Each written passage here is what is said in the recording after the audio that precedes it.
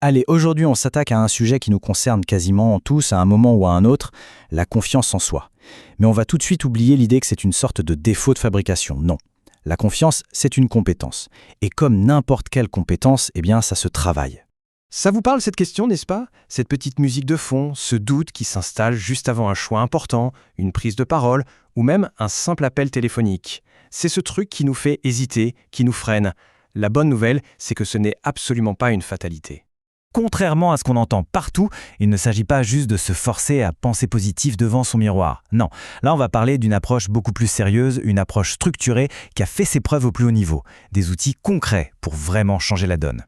Alors, voilà notre plan de match. D'abord, on va apprendre à reconnaître les signes du doute. Ensuite, on va creuser pour comprendre d'où il vient. Après ça, on passera aux choses sérieuses, les outils pour le combattre. Puis, comment en faire une habitude quotidienne. Et enfin, on verra quand un petit coup de plus extérieur peut être utile.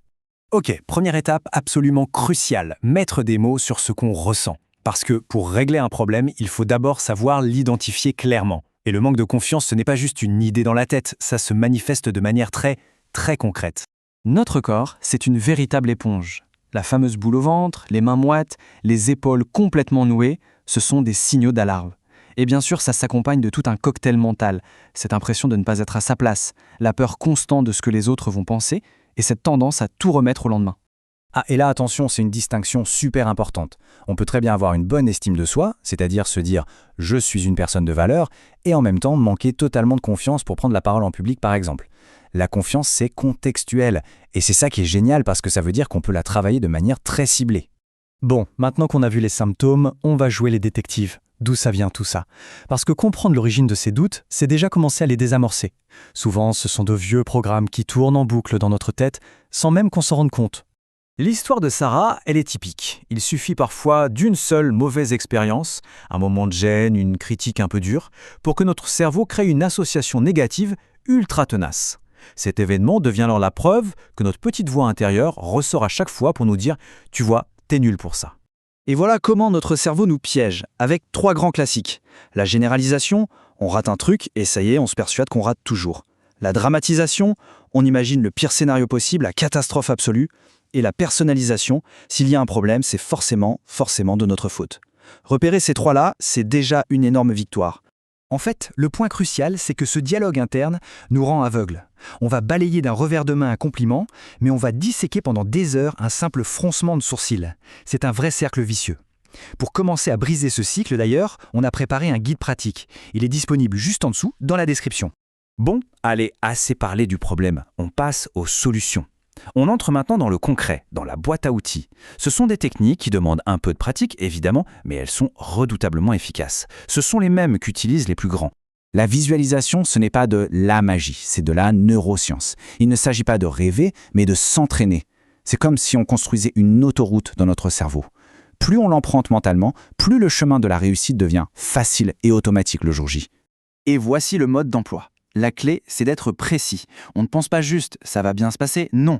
On imagine les sons, les odeurs, la texture des objets. On se voit agir calmement, avec maîtrise. Et surtout, l'étape 5, la plus importante, on doit ressentir la fierté, le soulagement, la joie. C'est ça qui ancre l'expérience. Et ça, c'est l'outil d'urgence. Un truc à utiliser n'importe où, n'importe quand, juste avant un moment de stress. Cette respiration a un effet physiologique immédiat. Ça calme le rythme cardiaque et ça envoie un message très clair au cerveau « tout va bien, je contrôle ». C'est un calmant naturel et instantané.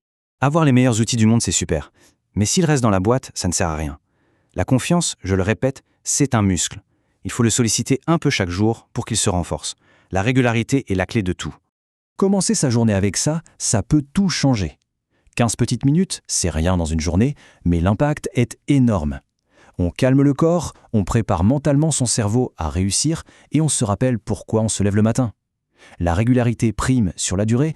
Et le soir, avant de dormir, ce petit exercice est d'une puissance folle. Ça force notre cerveau, qui a une tendance naturelle à voir ce qui ne va pas, à chercher activement des preuves de notre compétence. Une conversation bien gérée, un dossier bouclé, peu importe la taille. Ça change notre perception de nous-mêmes. Si vous voulez approfondir ces routines, le guide en description est là pour ça. Il est rempli d'exercices pratiques pour vous libérer de vos blocages. Bien sûr, il faut être lucide. Parfois, les blocages sont anciens, profonds et malgré nos efforts, on n'y arrive pas seul. Savoir demander de l'aide, ce n'est absolument pas un signe de faiblesse. Au contraire, c'est une preuve d'intelligence et de courage. Si le manque de confiance impacte vraiment votre carrière, si ça génère une souffrance quasi permanente ou si ça vous paralyse complètement sur des projets importants, ce sont des signaux. Ça veut peut-être dire que les outils qu'on a vus ne suffisent pas et qu'un regard extérieur pourrait tout débloquer. Pour conclure, il faut vraiment voir ça comme un investissement. Prendre soin de son mental, développer sa confiance, c'est probablement l'un des investissements les plus rentables qu'on puisse faire pour sa qualité de vie, tout simplement. Gardons vraiment cette idée en tête. La confiance, ce n'est pas un truc qu'on a ou qu'on n'a pas. C'est une compétence qui se cultive, qui s'entraîne, qui se renforce jour après jour. Le pouvoir de changer les choses est réellement à notre portée.